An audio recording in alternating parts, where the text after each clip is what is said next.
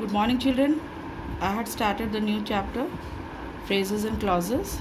Now today I am going to explain you about what is an adverb phrase. Adverb phrase. It functions like an adverb to modify a verb, adjective, or another adverb. It consists of adverbs or other words, preposition, noun, verb, modifier that make a group of words which work like an adverb in a sentence. For example, he returned in a few minutes modifies the verb returned. Second, he is scornful with no mercy. Scornful is that he has done something wrong, so he has to be punished with no mercy. So modifies the adjective scornful. Third, she walks slowly, very slowly, modifies the verb slowly. So children, this much was adverb phrase. Now we are coming to prepositional phrase. It starts with a preposition and mostly ends with a noun or a pronoun. It functions as an adjective or adverb in a sentence. Example, she always behaves in a good manner. It is an adjective. A girl on the roof is calling me. It is an adverb. Now we are coming to types of clauses. There are two types of clauses: main or independent clause, and the second one is subordinated or dependent clause. Independent clause, it is also called main or independent clause. Every independent clause follows this pattern: subject plus verb is equal to complete thought. Complete thought means a group of words which makes a complete sentence or complete sense. For example, lazy students. Here students is subject, always complain. Complain is verb. So it is the independent clause.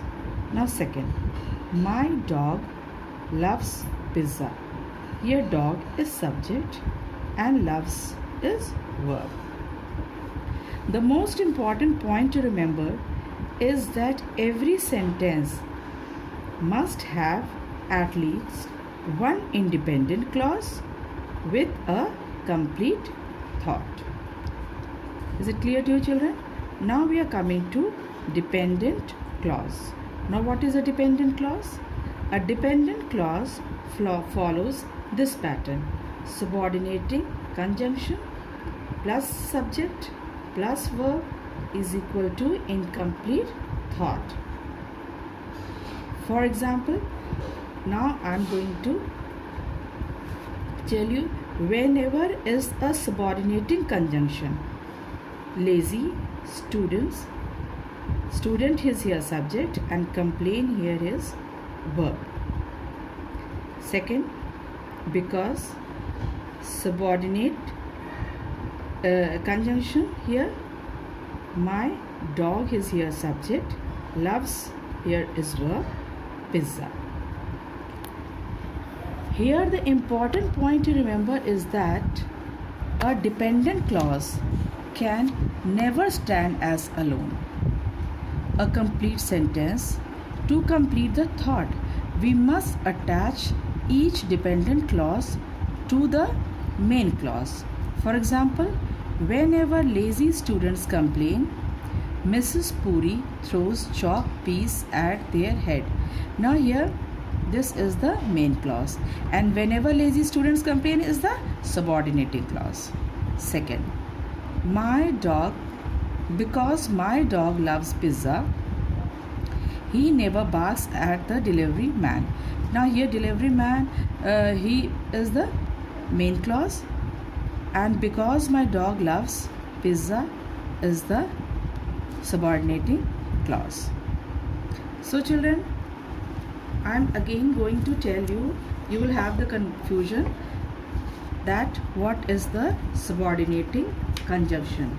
So what is a subordinating conjunction? Subordinating conjunction is a word or a phrase that links a dependent clause to an independent clause. For example, although, after, before, whenever, since, because. Now you will say, what is the main clause? So main clause is also called the independent clause, a clause that can form a complete sentence standing alone, having a subject and a predicate, is called the main clause or the independent clause. For example, dogs love pizza. Now here dog is the subject, loves is the verb, so it has the subject also and it has the verb also. Now subordinating clause or the dependent clause is clear. Again I am explaining. A subordinating clause or a dependent clause is a clause that cannot stand alone as a complete sentence because it does not express a complete thought. For example, whoever gave the dog the biscuit. So whoever here is the subject, gave is the verb.